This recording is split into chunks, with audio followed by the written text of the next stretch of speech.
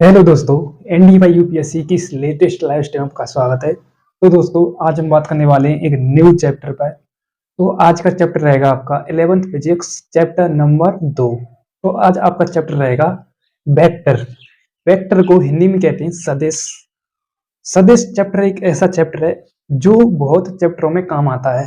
जैसे आपका इंटीग्रेशन हुआ, मतलब सभी चैप्टरों में काम आता है और इसमें से भर भर के न्यूमेरिकल और भर भर के कॉन्सेप्ट आते हैं। तो ये चैप्टर थोड़ा यूनिट एंड डायमेंशन चैप्टर से थोड़ा टफ है। उसे समझने में, यानी इस चैप्टर को समझने में थोड़ा आपको मतलब फोकस ज्यादा देना पड़ेगा बॉडी की तरफ, और एकदम कंसंट्रेट के साथ बैठ जाइए। तो मैं चालू करता हूँ, सदिश किसे कहते हैं और अदिश किसे कहते हैं, इनमें डिफरेंस किस बात का होता है। तो एकदम बेसिक रूप से समझाऊंगा, ये मेरी गारंटी है। तो बिना टाइम बर्बाद किए और बिना टाइम बर्बाद मतलब समय खराब किए, क्यों ना हम टॉपिक को चालू करें। तो सबसे पहले हम बात करेंगे वेक्टर किसे कहते हैं। तो सबसे पहले आपका चैप्टर है आपका वेक्टर। ये चैप्टर एक ऐसा चैप्टर है जो कि अपने आप में यूनिक है। तो सबसे पहले हम बात करेंगे सदिश और अदिश की। सदिश और अदिश में डिफरेंस। सबसे पहले हम बात करेंगे सदिश की, उसके बाद बात करेंगे हम अदिश की। तो देखो, सदिश क्या होता है, एक एग्जांपल के थ्रू समझाता हूं मैं दोनों का डिफरेंस। तो देखो, मैंने लिया यहां पर 10 किलोग्राम और मैंने यहां पर लिया 10 न्यूटन बल। 10 न्यूटन बल। अब इसी के अकॉर्डिंग समझेंगे कि सदिश क्या है और अदिश क्या है। अब देखो, तो चलो इसे उल्टा कर लेते हैं। ये आपका है अदिश और ये आपका सदिश, तभी समझ पाएंगे आप। ये आपका अदिश और ये आपका सदिश। अदिश को इंग्लिश वर्ड कहते हैं स्केलर और सदिश को कहते हैं वेक्टर। तो अब बात करेंगे इनके डिफरेंस की, इनमें डिफरेंस क्या होता है, तो वो समझिए। अब देखो, मैंने लिया यहाँ पर 10 किलोग्राम। 10 किलोग्राम, क्या इसमें डायरेक्शन का कोई रोल है? क्या आपको दिख रहा है? और इसमें क्या डायरेक्शन का रोल है? 10 न्यूटन बल लगाया इधर से इधर से कि इधर से। तो इसमें किसमें, वेक्टर में डायरेक्शन का रोल होता है और मैग्नीट्यूड का रोल होता है। अब देखो यहां से आगे, ये इसका क्या है, मैग्नीट्यूड। मैग्नीट्यूड बोले तो परिमाण, और ये इसका क्या है, मात्रक, जो मैं यूनिट एंड डायमेंशन चैप्टर में क्लियर करा चुका हूं। और ये इसका क्या है, परिमाण, और ये इसका क्या है, मात्रक। अब देखो, आपको मात्रक से ही पता चल रहा होगा कि यहाँ पर किलोग्राम आ रहा है और यहाँ पर न्यूटन आ रहा है। तो न्यूटन किसका होता है मात्रक, वो होता है बल का। तो बल मतलब ये इसमें डायरेक्शन का इंपैक्ट है। इसमें डायरेक्शन होगी, बोले तो दिशा, प्लस परिमाण होगा, और इसमें दिशा भी होगी और परिमाण भी होगा। बट इनमें डिफरेंस किस बात का है? डिफरेंस इस बात का है कि इनमें से कौन सदिश नियम का फॉलो करता है और कौन सदिश नियम का फॉलो नहीं करता है। यही इनकी पहचान है कि सदिश नियम का फॉलो कौन करेगा और सदिश नियम का फॉलो कौन नहीं करेगा। तो मैं बता देता हूँ, सदिश नियम का फॉलो करता है आपका सदिश, और अदिश आपका सदिश नियम का फॉलो नहीं करता है। जैसे देखो समझो, मैंने ये कोई, जैसे आपका आता है धारा, धारा बराबर आवेश बट्टे समय, धारा बराबर आवेश बट्टे समय। अब देखो कि सर, धारा तो एक सदिश राशि है, मतलब धारा में आपका क्या आता है, डायरेक्शन आता है। क्या धारा को ये जानना चाहिए, मतलब धारा ये इम्पैक्ट करती है कि ये, जैसे आपका करंट है, कोई करंट में मतलब कोई आप वायर में कोई मतलब आपका तार है, जैसे ये आपका एक सिंपल सा वायर है। यदि आप इसमें धारा प्रवाहित करेंगे तो ये इस बात पर निर्भर नहीं करेगी कि डायरेक्शन पर निर्भर नहीं करती है, ये डायरेक्शन पर निर्भर नहीं करती है। इसलिए आपका धारा बराबर आवेश बट्टे समय, जो आपका ये फॉर्मूला है, ये एक स्केलर राशि है। ठीक है, आपको ये समझना होगा। अब देखो, क्यों डायरेक्शन होती है तब भी ये एक स्केलर क्वांटिटी है, क्योंकि ये इस बात पर निर्भर नहीं करती है कि धारा किस कहाँ से प्रवाहित हो रही है और कहाँ से एंड हो रहा है उसका, यानी इनिशियल पॉइंट क्या है और फाइनल पॉइंट क्या है। ये इस बात पर निर्भर नहीं करती है। तो ये सदिश नियम का फॉलो नहीं करता है, सदिश नियम का फॉलो नहीं करता है। ओके, और ये सदिश नियम का फॉलो करता है, सदिश नियम का पालन करता है। तो ये हो गई इनकी सिंपल सी बात। जैसे एक और एग्जांपल से समझाता हूँ। ये आपका कोई वायर है, इसमें 3 एम्पीयर धारा प्रवाहित हो रही है, और ये आपका कोई वायर है, इसमें 2 एम्पीयर धारा प्रवाहित हो रही है। मैंने इनको 60 डिग्री के एंगल पर रख दिया। तो जो आपका 2 एम्पीयर धारा है और 3 एम्पीयर धारा है, ये इस बात पर निर्भर करती है कि ये कितने डिग्री के एंगल पर रखी हुई है, और इसलिए ये सदिश के नियम का फॉलो नहीं करती है। यही बात मैं पहले ही समझाना चाह रहा था, अब आपको ये क्लियर हो चुका होगा पॉइंट। तो 2 और 3 कितनी हो गई, 5 एम्पीयर धारा, ठीक है। ये इस बात को नहीं करती है कि मैं कितने डिग्री के एंगल पर रखा गया है, कितने डिग्री, मतलब कितने डिग्री के एंगल पर रखा गया है धारा को। उसके बाद या आप लंबवत ले लो, जैसे ये आपका 2 एम्पीयर है, ये आपका 3 एम्पीयर है, तो ये आपका हो जाएगा 5 एम्पीयर सीधे सीधे। ये इस बात पर नहीं निर्भर करता है कि मुझे किस डायरेक्शन में रखा गया है, नॉट पॉसिबल, ठीक है। इसलिए ये सदिश नियम का फॉलो नहीं करता है, और ये सदिश नियम का फॉलो करता है। जैसे संधि किरचॉफ के नियम से देखते हैं। जैसे इस वायर में 3 एम्पीयर धारा बह रही है, इसमें 2 एम्पीयर बह रही है, इसमें 2 एम्पीयर बह रही है, इसमें 1 एम्पीयर धारा प्रवाहित हो रही है। तो 2 और 3 5, 5 और 2 7, 7 में से 1 घटेगा, तो इसमें 6 एम्पीयर धारा प्रवाहित होगी, ठीक है। क्योंकि ये डायरेक्शन का रोल नहीं होता है, ठीक है। और इसमें डायरेक्शन का, मतलब डायरेक्शन का रोल तो दोनों में होता है, बट आपका स्केलर है, ये सदिश नियम का फॉलो नहीं करता है, और जो आपका वेक्टर है, ये सदिश नियम का फॉलो करता है, ठीक है। ये एग्जाम्पल थे जो मैंने आपके लिए क्लियर कर दिए हैं। कितने एग्जाम्पल समझाए मैंने, करीब करीब 4 से 5 एग्जाम्पल क्लियर कर दिए हैं, आपको समझ में आ गया होगा। एक बार दोबारा से रिवाज करते हैं। तो देखो, मैंने 2 क्वांटिटी ली थी आपके लिए, एक स्केलर और एक वेक्टर। तो सदिश 2 प्रकार के होते हैं, सदिश और अदिश। आप शुरू से ही पढ़ते आ रहे हैं, वैसे आप 11th क्लास में भी पढ़े होंगे। तो देखो, सदिश क्या होता है। सदिश में डायरेक्शन होनी चाहिए और उसका मैग्नीट्यूड होनी चाहिए, और स्केलर में डायरेक्शन भी होनी चाहिए और उसका मैग्नीट्यूड बोले तो परिमाण। बट स्केलर की शर्त क्या है कि ये सदिश नियम का फॉलो नहीं करता है, यानी सदिश नियम का पालन नहीं करता है। बट सदिश है आपका, ये सदिश नियम का पालन करता है, और स्केलर अदिश आपका सदिश नियम का पालन नहीं करता है। ये इनमें डिफरेंस है, खासियत बात यही है। और आप नाम से भी क्लियर कर सकते हैं, अदिश यानी दिशा नहीं है, बट इसमें दिशा होती है। जैसे धारा बराबर आज बट्टे समय, इसमें डायरेक्शन होती है, बट ये भी एक स्केलर क्वांटिटी है, जो मैंने आपके लिए यूनिट एंड डायमेंशन में समझाया था ना। जो मूलभूत राशि भी, मतलब ये मूलभूत राशि भी है, ठीक है, फंडामेंटल क्वांटिटी, बट इसे फंडामेंटल क्वांटिटी में रखा गया है। और देखा जाए तो ये फंडामेंटल क्वांटिटी नहीं है। फंडामेंटल क्वांटिटी होती वो है जिसका कोई भी मतलब फॉर्मूला नहीं होता है, बट इसका एक फॉर्मूला है, बल्कि इसे फंडामेंटल क्वांटिटी में रखा गया है, ठीक है। और मैंने आपके लिए ये भी क्लियर करा दिया है। अब बात करते हैं इसके प्रकार पर। सदिश के कितने प्रकार होते हैं, टाइप्स ऑफ वेक्टर। तो एक बार इसका स्क्रीनशॉट लेना चाहें तो ले लीजिए। एक बार मैं इसकी लैंग्वेज लिखा देता हूँ।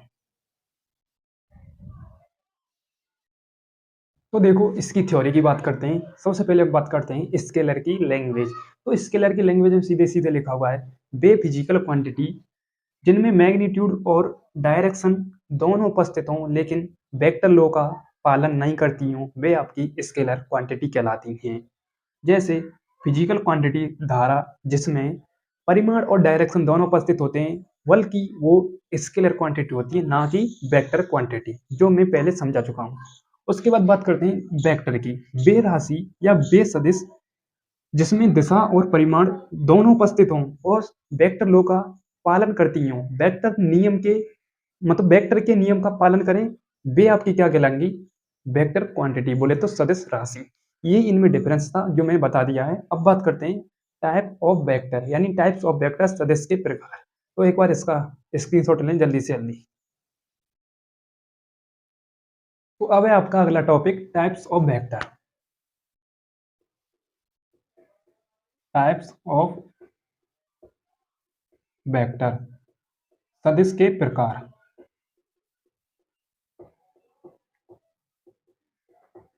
सदिश के प्रकार।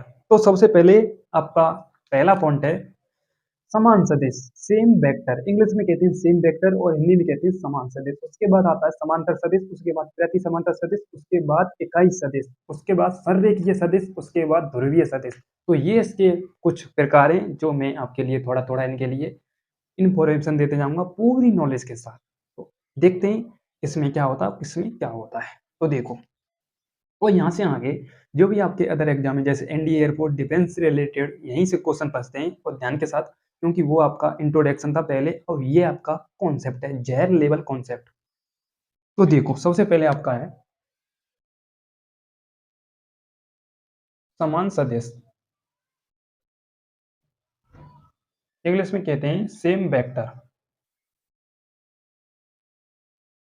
तो देखो समान सदिश क्या होते हैं।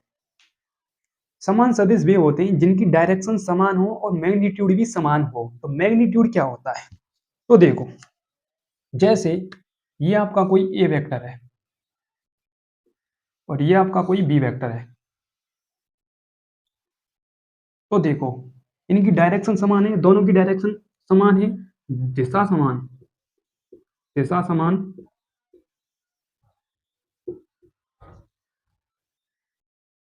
प्लस परिमाण भी समान है, परिमाण भी समान। परिमाण क्या होता है, परिमाण होता है एक लंबाई का रूप। जैसे इन दोनों की लंबाई देखो समान है, कंपेयर कर सकते हैं आप, देखो लंबाई समान है, तो ये आपका क्या कहलाएगा, समान सदिश। तो देखो डायरेक्शन समान है, यदि ये अपोजिट होता, जैसे ये आपका एक ए वेक्टर है और ये आपका कोई एक बी वेक्टर है, और देखो डायरेक्शन अपोजिट है, डायरेक्शन अपोजिट है, तो ये हो जाएगा आपका एंटी पैरेलल वेक्टर, यानी बोले तो प्रति समांतर सदिश। हम बात कर रहे हैं सेम सदिश, यानी बोले तो समान सदिश की, ना कि एंटी पैरेलल वेक्टर की। तो ये हो गया आपका समान सदिश, यानी परिमाण भी समान और दिशा भी समान, वो आपका क्या होता है, समान सदिश, बोले तो सेम वेक्टर। अब बात करते हैं समांतर सदिश। तो देखो समांतर सदिश क्या होता है, दूसरी हेडिंग है आपकी समांतर सदिश। समांतर सदिश, समांतर सदिश क्या होता है, ये आपका होता है पैरेलल वेक्टर। पैरेलल वेक्टर जो मैंने डायरेक्ट लिख दिया है, इसे इंग्लिश में कहते हैं समांतर सदिश को पैरेलल वेक्टर। अब बात करते हैं पैरेलल वेक्टर क्या होता है। तो देखो पैरेलल वेक्टर होता है जिसकी डायरेक्शन तो सेम होनी चाहिए, बट उसका जो मैग्नीट्यूड होता है वो डिफरेंट होना चाहिए। तो देखो एकदम डायग्राम के साथ समझते हैं इसको भी। तो देखो डायग्राम के साथ समझेंगे इसको भी। जैसे ये आपका कोई ए वेक्टर है, ये आपका कोई बी वेक्टर है, ये आपका कोई सी वेक्टर है। तो देखो दोनों की डायरेक्शन समान है, तीनों की, ए वेक्टर, बी वेक्टर और सी वेक्टर, देखो डायरेक्शन समान है, बल्कि मैग्नीट्यूड डिफरेंट है। तो शर्त क्या है इसकी, दिशा समान और परिमाण असमान। ठीक है, दिशा समान है, देखो ए वेक्टर और बी वेक्टर और सी वेक्टर, बल्कि मैग्नीट्यूड असमान है, क्योंकि मैग्नीट्यूड एक का ज्यादा है, दूसरे का उससे भी ज्यादा है और तीसरे का उससे भी ज्यादा है। तो ये होता है आपका पैरेलल वेक्टर, बोले तो समांतर सदिश। क्या पैरेलल वेक्टर सेम सदिश हो सकता है, इस पॉसिबल, पॉसिबल है, यस पॉसिबल है। यही कंफ्यूजन की बात है जो आपके लिए एयरफोर्स और नेवी में कंफ्यूजन करा सकता है एग्जामिनर। देखो दिशा समान है, हो सकता है दिशा समान है, दिशा समान है, एक शर्त क्लियर हो चुकी है, दिशा समान है। अब बात करेंगे हम अगले पॉइंट पर। अगला पॉइंट क्या है, उससे भी बापू लेवल का। अगला पॉइंट है आपका प्रति समांतर सदिश, प्रति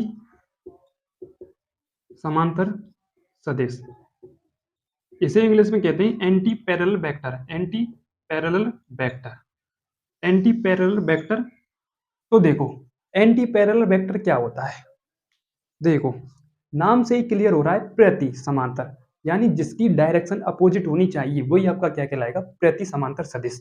तो देखो जैसे ये आपका क्या है, ए वेक्टर,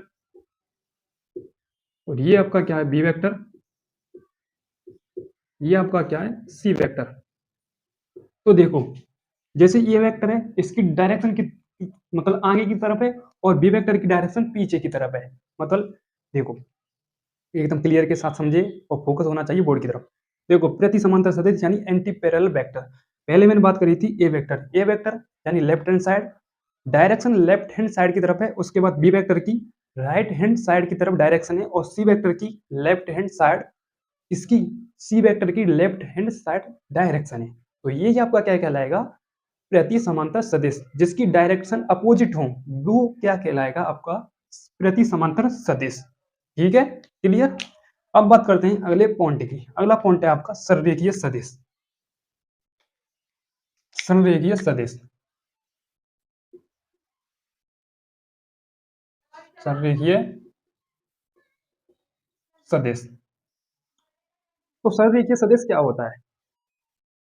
तो संरेखीय सदिश क्या होता है? संरेखीय सदिश को कहते हैं कोलिनियर वेक्टर। संरेखीय सदिश वो होता है जो एक स्ट्रेट लाइन में मोशन करती हो, मतलब मैं और अपर लेवल पर पहुंच गया, स्ट्रेट लाइन में उनकी डायरेक्शन हो एकदम सीधी रेखा में, बट डायरेक्शन विपरीत हो। मतलब स्ट्रेट लाइन में उनकी दिशा हो, मतलब दिशा भी विपरीत हो सकती है। देखो डायग्राम की मतलब डायग्राम के हिसाब से समझते हैं, वैसे आप कंफ्यूजन हो सकते हैं। तो देखो ये आपका क्या है डायरेक्शन, जैसे ये आपका ये वेक्टर है, उसके बाद है ये आपका क्या है बी वेक्टर है, उसके बाद ये आपका क्या है सी वेक्टर है। तो देखो दिशा समान है, बल्कि ए वेक्टर बी वेक्टर, ए वेक्टर की दिशा इधर है, बी वेक्टर की इधर है और सी वेक्टर की इधर है, बल्कि लाइन एकदम सीधी है। जैसे आप वो चींटी चलती है ना, एकदम सीधी लाइन में चलती है, बट जो आपकी वो चींटी आपकी मतलब टर्न होती है, मोड़ती है, तो बट वे आपकी लाइन को तोड़ती नहीं है। वे एक सीधी लाइन में चलती हैं बट मुड़ाव खा जाती है, बल्कि वो अपनी लाइन को तोड़ती नहीं है। यही आपका क्या कहलाएगा, यदि उस एग्जाम्पल से इसका कंपेयर कर सकते हैं चींटी के एग्जाम्पल से। तो देखो डायरेक्शन समान है बट अपोजिटिव ही डायरेक्शन। ठीक है, और ये आपका क्या कहलाएगा कोलिनियर वेक्टर। उसके बाद बात करते हैं इकाई सदिश। इकाई सदिश क्या है? तो देखो इकाई सदिश की बात करते हैं। अब है आपका अगला एग्जाम्पल इकाई सदिश। इकाई सदिश, इकाई सदिश। तो देखो इकाई सदिश में ये इसका क्या है परिमाण और ये इसका क्या है मात्रा। इकाई सदिश को ए कैप से डिनोट करते हैं। ठीक है, तो इसका एक फॉर्मूला होता है ए कैप बराबर में ए वेक्टर अपॉन में ए, यानी परिमाण का जिस सदिश में उसके परिमाण का भाग लगाया जाता है वही आपका क्या कहलाता है इकाई सदिश। देखो ये आपका क्या है सदिश और ये इसका क्या है परिमाण, परिमाण और ये इसका क्या है सदिश। ठीक है, यानी सदिश में परिमाण का भाग लगाया जाए वही आपका क्या कहलाएगा इकाई सदिश। बोले तो यूनिट वेक्टर, इंग्लिश में कहते हैं यूनिट वेक्टर। तो आपको थोड़ा दिख नहीं रहा होगा, तो मैं इसके सूत्र को यहाँ पर रख देता हूँ, यानी ए कैप बराबर में ए वेक्टर अपॉन में ए, यानी ये इसका क्या है परिमाण और ये इसका क्या है सदिश। ये एक सदिश है, सदिश में परिमाण का भाग लगाया जाता है तो इकाई सदिश प्राप्त होता है, बोले तो यूनिट वेक्टर। तो ये इसके कुछ एग्जाम्पल थे, और भी एग्जाम्पल बचे हैं बट ये वीडियो थोड़ी लेंथी हो जाएगी। ये जैसे शून्य सदिश होता है, शून्य सदिश को मैं बता देता हूँ। जैसे आपका शून्य सदिश, जैसे एप्पल में से एप्पल घटाएंगे तो आपका क्या बचेगा जीरो, जीरो नहीं बचेगा बट जीरो एप्पल बचेगा। उसके बाद आपका आता है अभिलंबवत सदिश, उसके बाद ध्रुवीय सदिश बोले तो पोलर वेक्टर। तो ये 3 पॉइंट और बचे, 3 पॉइंटों को मैं अगली वीडियो के साथ ऐड कर दूंगा। तो अगला क्लासेज आपका इससे भी बेहतर रहेगा, और इसकी लैंग्वेज की बात करेंगे हम अगली क्लासेज में। तो मतलब लैंग्वेज की बात मैं अगली क्लास में करूंगा, अगली क्लास में एक साथ ही लिखाऊंगा पूरी लैंग्वेजों को। जैसे आपका रहेगा समान सदिश, उसके बाद समांतर सदिश, प्रति समांतर सदिश, ध्रुवीय सदिश, अभिलंब सदिश, इकाई सदिश, शून्य सदिश, और तो कई सारे पॉइंट एक ही साथ थ्योरी ऐड करेंगे। तब तक के लिए जय हिंद, जय भारत, नमस्कार।